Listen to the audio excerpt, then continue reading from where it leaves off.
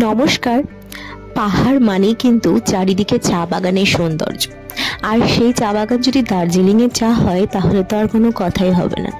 দার্জিলিংয়ের চা তো দার্জিলিংয়ের প্রপারে খুব ভালো পাওয়া যায়, বাট অফবিটের মধ্যে কিন্তু গোপালধারা টি এস্টেট অন্যতম।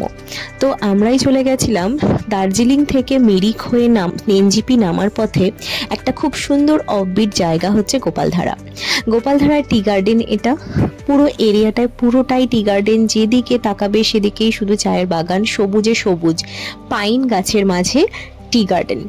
তো খুব সুন্দর একটি জায়গা। এখানে কিন্তু বিভিন্ন টাইপের হোমস্টে আছে, কেউ চাইলে এখানে কিন্তু নাইট স্টে করতে পারে এবং ভিউ এনজয় করতে পারে। তো আমরা যেহেতু কোনোভাবে স্টে করার প্ল্যানিং ছিল না, আমরা শুধু মিরিক হয়ে নামার পথে এটা পড়েছিল বলে আমরা ভিজিট করতে গেছিলাম, বাট ভীষণ সুন্দর জায়গা একটা। তারপরে আমরা পৌঁছে গেছিলাম মিরিক। তো মিরিকের মেইন জায়গা যেটা মিরিক লেক, সেখানেই আগে চলে গিয়েছিলাম আমরা। তো মিরিক লেক আমরা যেহেতু খুব হাতে কম টাইম হয়ে গেছিলো, আমাদের দার্জিলিং থেকে বেরোতেই আমাদের দেরি হয়ে যাওয়ায়, তো মিরিক লেকের কথা তো কিছু বলারই নেই। একটা খুব সুন্দর শান্ত শিষ্ট একটা কাম পরিবেশ, যদি কেউ এনজয় করতে চায় তো মিরিক লেকের বোটিং এনজয় করা উচিত, এটা আমার মনে হয়েছে। তো যাই হোক, বোটিং করার মতন সময় আমাদের হাতে ছিল না, কারণ আমাদের এনজিপি থেকে ট্রেন ছিল সন্ধ্যে 6টায়, আর অলরেডি আমাদের তখন 4টে বেজে গেছিলো। তো সেভাবে সময় হয়ে ওঠেনি। মিরিক তো আবার যাওয়ার ইচ্ছে থাকলো আমাদের। তো মিরিকের যে পুরো লেক সহ যে একটা গার্ডেন এরিয়া, টোটালটাই খুব সুন্দর একটা জায়গা। আর মিরিকে তো আসার পথে আমরা লাঞ্চও সেরেছিলাম। তো লাঞ্চ করতে অনেকটাই দেরি হয়ে গেছিলো, লাঞ্চও সেরেছিলাম। খুব সুন্দর খাবার হোটেলসগুলো রয়েছে এখানে বাঙালি খাবারের, সুতরাং কোনো সমস্যাও নেই। তো দেখা যাক, আবার নেক্সট টাইম একবার যাওয়ার ইচ্ছে থাকলো মিরিকে। তো মিরিক লেকে কিন্তু এখানে বোটিংয়ের ব্যবস্থা রয়েছে নির্দিষ্ট একটা অ্যামাউন্টের বিনিময়ে। দেখো কি সুন্দর চারিপাশটা সাজানো, গোটা জায়গাটা কি সুন্দরভাবে গাছ দিয়ে সাজানো, ফুলের গাছ, বিভিন্ন টাইপের পাহাড়ি ফুল গাছ দিয়ে সুন্দর গার্ডেন এরিয়াটা সাজানো। এখানটায় বসে টাইম স্পেন্ড করার জন্য তো খুব সুন্দর জায়গা। যাদের ছোট বেবি আছে, বেবি নিয়ে যেতে চাইছো, তাদের জন্য এই জায়গাটা খুব খুব খুব সুন্দর, কারণ এত বড় একটা জায়গা, সেখানে বেবিরা খেলেও আনন্দ পাবে। যেমন আমার মেয়ে তো চারিদিকে যেমন দৌড়ে বেড়াচ্ছিল।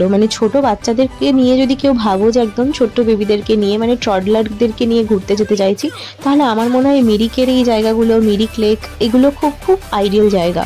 কারণ দেখো, বেবিদেরকে নিয়ে আমি তো সাহস পাইনি বেশি উঁচুতে পাহাড়ে ওঠার, বাট হালকা পাহাড়ের মধ্যে মিরিক কিন্তু খুব সুন্দর জায়গা, কাছাকাছির মধ্যে। আর এই জায়গাটা তো আমার আইডিয়াল লেগেছে। আমার বেবি যেমন চারিদিকে শুধু ছুটে বেড়াতে পছন্দ করে, তো ওর জন্য তো বেস্ট।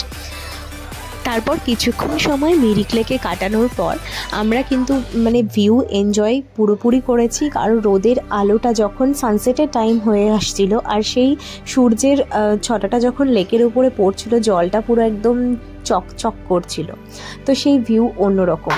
তারপর আমরা আবার রওনা হয়ে গেলাম। তারপরে আমরা যেটা পৌঁছালাম, দেখো এখানে আই লাভ মিরিক লেখা আছে। তো এই জায়গাটার নাম হচ্ছে টিংলিং ভিউ পয়েন্ট। এখান থেকে পুরো নিচের পুরো ভিউটা দেখা যায়, উঁচু টাওয়ারে দাঁড়িয়ে পুরো নিচ এরিয়াটা দেখা যায়। জায়গাটা ঠিক সেই রকম ভিউ পয়েন্টটা ভীষণ সুন্দর দেখতে। সেই পাহাড়ি রাস্তা আঁকা বাঁকা হয়ে হয়ে হয়ে হয়ে নিচে নামছে, জাস্ট ওয়াও ভিউটা কিন্তু।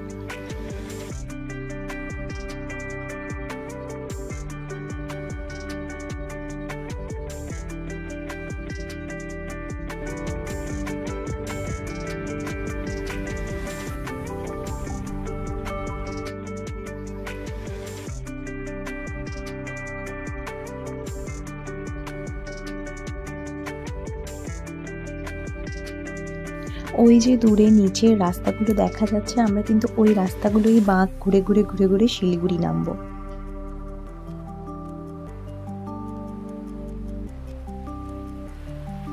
ব্যাস, তারপরে আমরা আস্তে আস্তে পৌঁছে গেলাম এনজেপি স্টেশন। তারপরে আমাদের রয়েছে ট্রেন, আমরা ফিরবো মালদা। এবারের মতন দার্জিলিংয়ের সিরিজ শেষ। আবার নেক্সট কোনো দিন ঘুরতে গেলে তখন অবশ্যই তোমাদের সাথে ব্লগ শেয়ার করব। কেমন লাগলো অবশ্যই কমেন্টে জানিও, ভালো লাগলে একটা লাইক শেয়ার করে দিও। চলো, টাটা, বাই।